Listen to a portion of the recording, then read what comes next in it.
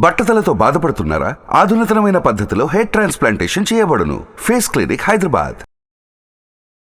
Hello నమస్తే viewers, welcome to Suman TV. ప్రస్తుతం మనతో ఉన్నారు ఫినాన్షియల్ ఎక్స్పర్ట్ రామ్మోహన్ నమిలే గారు. మా సార్తో మాట్లాడదాం. నమస్తే సార్. నమస్తే అమ్మా. Naveena, how are you? Fine sir, మీరు ఎలా ఉన్నారు సార్? ఫైన్ అమ్మా. సార్, మరి ఒక డిఫరెంట్ క్వశ్చన్తో మీ ముందుకు వచ్చాను ఈరోజు. సార్, అప్పు చేసి కోటీశ్వర్లు అవ్వడం ఎలా అంటే మీరు టిప్స్ ఏం చెప్తారు? అప్పు చేయడము కొంతమందికి సరదా, కొంతమందికి ఛాలెంజ్. కానీ అప్పు ఎందుకు చేయాలి, ఎప్పుడు చేయాలి అనేటువంటి వివేకం ఉండాలి మనిషికి. బేసిక్గా మనుషులకి విచక్షణ, వివేకము. విచక్షణ అంటే డిస్క్రిమినేషన్ బిట్వీన్ టూ థింగ్స్లో ఏది మంచిది అనేది విచక్షణ. వివేకము అప్లై చేసి విచక్షణలో నుంచి we will be able to get the right thing. రెండు మార్గాలు ఉన్నాయి సంపాదనకి. పర్టికులర్లీ మేల్స్ మ్యారేజ్ అయిన తర్వాత వాళ్ళ ఫ్యామిలీ రెస్పాన్సిబిలిటీ ఫైనాన్షియల్గా జెంట్స్ అవుతుంది ప్రధానంగా. Though wives are also getting income by getting employed, but basically it is his responsibility. రెండే ఆప్షన్స్. ఒకటి ఉద్యోగం చేయడము. మనకి తెలుగులో సామెత ఉంది, ఒకరి మోచేతి కింది నీళ్లు నేను తాగా అనేసి.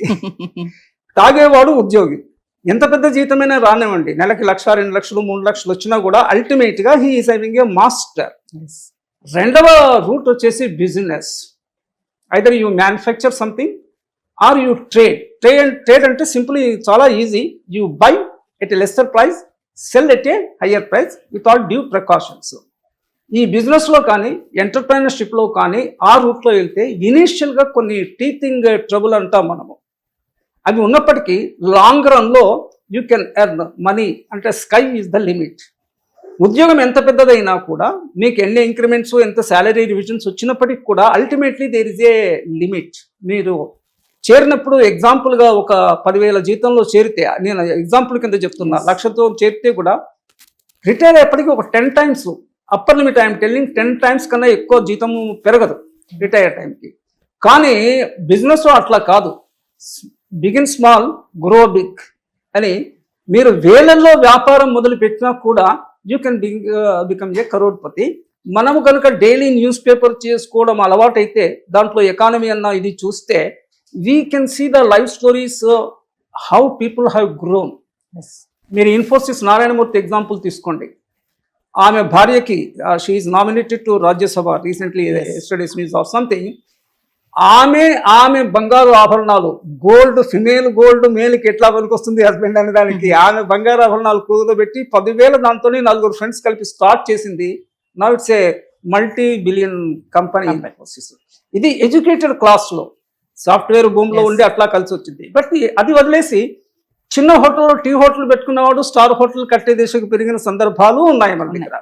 అల్టిమేట్గా what we come is that మన స్వాట్ అనాలిసిస్, నేను తెలుగులో ఆ బాబా అంటాను, బలము, బలహీనత, అవకాశము, అవరోధం మనకున్నేటి మనం చూసుకునేసి, ఛాలెంజింగ్ పర్సనాలిటీస్ ఎప్పుడు కూడా జాబ్కి ఇష్టపడరు. They go for a business or a self employment or something they want to do on their own. Opportunities galore. అయితే అప్పు చేయడానికి 2 ఉండాలమ్మా. ఒకటి సాహసం ఉండాలి. అప్పు ఒక ట్రాప్ కింద కూడా అవుతుంది ఒక్కొక్కసారి. We cannot come out of it. ధైర్యం ఉండాలి, సాహసం ఉండాలి. ఆ అప్పు తీసుకున్నది, అప్పుకు మనం వడ్డీ కట్టాలి. ఆ వడ్డీ కన్నా మనం టెక్నికల్గా డెట్ సర్వీస్ కవరేజ్ రేషియో అని బ్యాంకుల్లో, ఫినాన్షియల్ ఇన్స్టిట్యూట్స్లో ఆ రేషియో వర్కౌట్ చేస్తామో, మనం ఎంతైతే వడ్డీ కడుతున్నామో దానికి కనీసం ఒక 5, 6, 10 రెట్ల సంపాదన ఈ డబ్బులు పెట్టడం చేత మనకి బయట రావాలి. ఒక్క డబ్బు పెట్టడం చేతనే మళ్ళీ డబ్బు రాదు. మళ్ళీ ఇలాంటి బ్యాంకులో ఫిక్స్డ్ డిపాజిట్ వేసుకుంటే తప్ప, లేకపోతే షేర్స్ కొనుక్కుంటే తప్ప. షేర్స్ కొనుక్కుంటే కూడా there is a little risk. అల్టిమేట్గా మన సొంత డబ్బులు కొంటి, అంటే బ్యాంకులో లోన్ ఇచ్చినప్పుడు కూడా ఏమడుగుతారంటే అంటే ప్రమోటర్స్ కాంట్రిబ్యూషన్, పీసీ షార్ట్ ఫామ్లో, లేదా మార్జిన్ మనీ అని, లేదా కొలోక్యువల్గా మార్కెట్లో ఇస్తే డౌన్ పేమెంట్ ఎంత అంటే ఓ 10%, 15% డౌన్ పేమెంట్ అయితే 80-85% ఫినాన్షియల్ కానీ బ్యాంక్ కానీ లోన్ ఇస్తుంది. కొంచెము ఇంకా బాగా సాహసం చేసేవాళ్ళు, వాళ్ళు చేసే పని మీద వాళ్ళకి కాన్ఫిడెన్స్ లెవెల్ ఎక్కువ ఉండేవాళ్ళు 80%, 90% they will take loan. Even 100% కన్నా పైన కూడా లోన్ తీసుకోవచ్చు. వాళ్ళ దగ్గర ఏమి లేకపోయినా కూడా 50 లక్షలు లోన్ తీసుకొని దే కెన్ డూ ఇట్. కానీ ఇచ్చేవాడు కూడా చూసిస్తాడు కదా. అవును. వాళ్ళు వీళ్ళ దగ్గర ఏమైనా ఉందా, నా లోన్ మళ్ళీ వస్తుందా లేదా రాదా. అనేది అది చూస్తారు.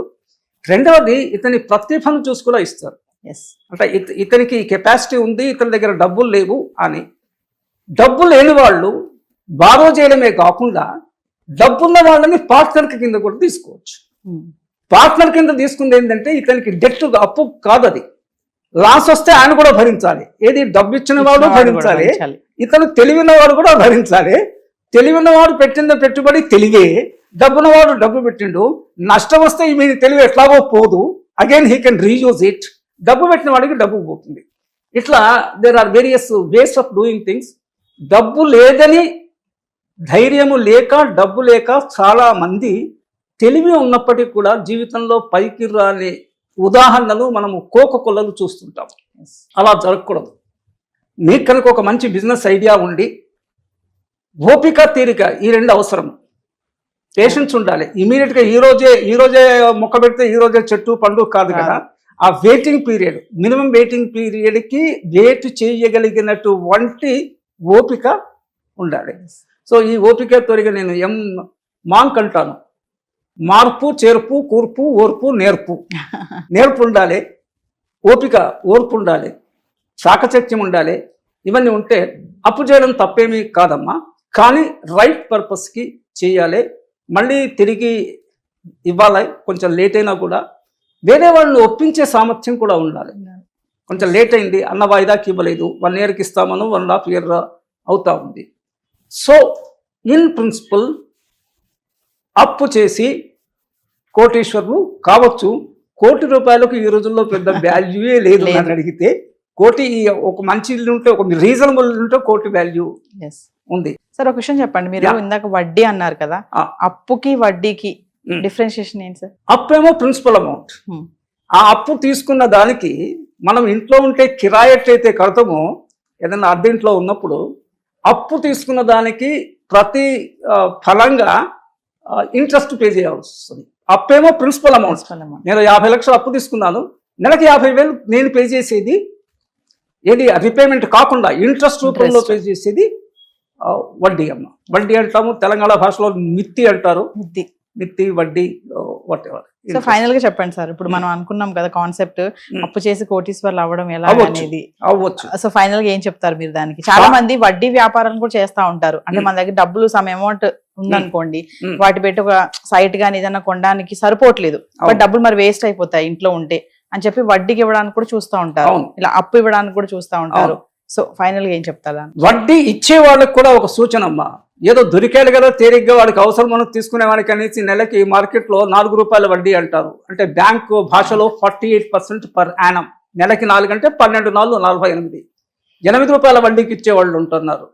వాట్ విసే కాబుల్ ఇవాళ వడ్డీ అనేసి మనం అంటున్నాం. అంత హయ్యర్ ఇంట్రెస్ట్కి ఇవ్వడం అనేది అదొక పాపం. కానీ బ్యాంకులో పెడితే మీకు అంత వడ్డీ రాదు. ఎవరు డబ్బులు ఉన్న వాళ్ళ సంగతి చెప్తున్నాను. మీకు నమ్మకం ఉండి ఔత్సాహిక పారిశ్రామికవేత్తల్ని, మీకు వాళ్ళ ప్రతిభ మీద నమ్మకం ఉండి, వాళ్ళు మీకు కొంత పరిచయం ఉంటే, వాళ్ళ ఎబిలిటీ మీద విశ్వాసం ఉంటే ₹1 వడ్డీకి ఇవ్వండి. అంటే 12% పర్ యానం. బ్యాంకులో పెడితే మీకు 7% వస్తుంది. దీన్ని కొత్త భాషలో నేను చెప్పాలంటే బిజినెస్ టు బిజినెస్ అనే ఆ కాన్సెప్ట్ ఉంది. బిజినెస్ టు కస్టమర్ అనేసి. ఐసే కస్టమర్ టు కస్టమర్. నా దగ్గర డబ్బులు ఉన్నాయి, మీకు అవసరం ఉంది, మధ్యలో నేను బ్యాంకులో పెట్టి నువ్వు బ్యాంకులో లోన్ తీసుకునే బదులు నేను మీకు ఇస్తాను. కానీ మధ్యలో పూచీ లేదు కాబట్టి నేను వెరిఫై చేసుకుంటాను. మీ సామర్థ్యం నాకు తెలియాలి. That is possible. Thank you sir. Suman టీవీలో మీ పర్సనల్ అండ్ బిజినెస్ ప్రమోషన్స్ కోసం కింది నెంబర్కి కాంటాక్ట్ చేయండి.